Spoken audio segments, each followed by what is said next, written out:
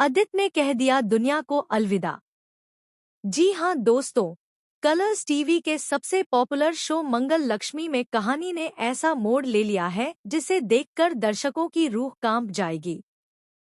अदित को हॉस्पिटल में एडमिट कर दिया गया है।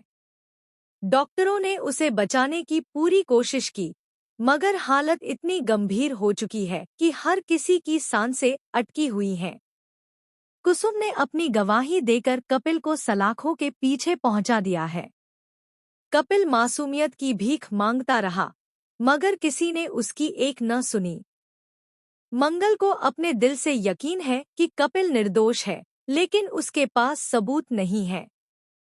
यही वजह है कि वह अंदर से टूट रही है, फिर भी अम्मा, बाऊजी और बच्चों का सहारा बन रही है। अक्षत और रिशाना की आंखों से आंसुओं की धार नहीं रुक रही। जब उन्होंने अपने पापा को खून से लथपथ हालत में देखा, तो उनके मासूम दिल पर गहरी चोट लगी। उधर अदित की हालत मिनट दर मिनट बिगड़ती जा रही है। डॉक्टर कहते हैं कि उसके बचने की संभावना बेहद कम है। मॉनिटर की बीप हर पल धीमी होती जा रही है। सौम्या भी वहां मौजूद है, लेकिन वह अदित के पास खड़े होकर उसे कोस रही है। उसे कोई परवाह नहीं कि अदित की जान जा रही है। वह उसे ताने मारती है, कहती है कि तुम्हें यह सजा मिलनी ही थी। पूरा परिवार स्तब्ध है कि इस नाजुक घड़ी में भी सौम्या का दिल इतना पत्थर कैसे हो सकता है। लेकिन दोस्तों, सबसे ज्यादा टूटी हुई है मंगल। उसने अपनी जिंदगी में जितनी बार अदित से नफरत की, जितनी बार उसे ठुकराया, आज वही सारे पल उसकी आंखों के सामने घूम रहे हैं। वह सोच रही है कि अगर अदित को कुछ हो गया, तो वह कभी खुद को माफ नहीं कर पाएगी। वह रोती बिलखती उसके पास जाती है। डॉक्टर वहां आकर घोषणा करते हैं, हम सॉरी हैं, अदित सक्सेना इज नो मोर। ये सुनकर पूरे परिवार पर जैसे पहाड़ टूट जाता है। अम्मा वहीं गिर जाती हैं, बाऊजी फूट फूट कर रो पड़ते हैं। बच्चे पापा पापा चिल्लाते रहते हैं। पूरा हॉस्पिटल मातम में डूब जाता है। लेकिन मंगल टूटकर अदित की बॉडी पर गिर जाती है। वह उसके सीने पर हाथ रखकर कहती है, नहीं अदित जी, आप मुझे यूं छोड़कर नहीं जा सकते।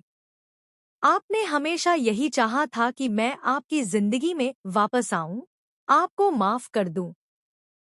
और आज मैं कह रही हूं, हाँ अदित जी, मैं आपको माफ कर रही हूं। लेकिन आप वापस आइए, मेरे पास लौट आइए। आप मेरी जिंदगी हैं, मैं आपको ऐसे जाने नहीं दूंगी। मंगल की आंखों से आंसू टपकते हैं, और वही आंसू अदित के चेहरे पर गिरते हैं। अचानक डॉक्टरों को मॉनिटर पर हल्की सी हरकत दिखती है। बीप की आवाज फिर से सुनाई देने लगती है। डॉक्टर चौंक कर मशीन की ओर भागते हैं और कहते हैं, यह चमत्कार है, अदित की धड़कनें लौट आई हैं। पूरा परिवार अविश्वास में खड़ा रह जाता है। मंगल जोर से अदित का हाथ पकड़ लेती है।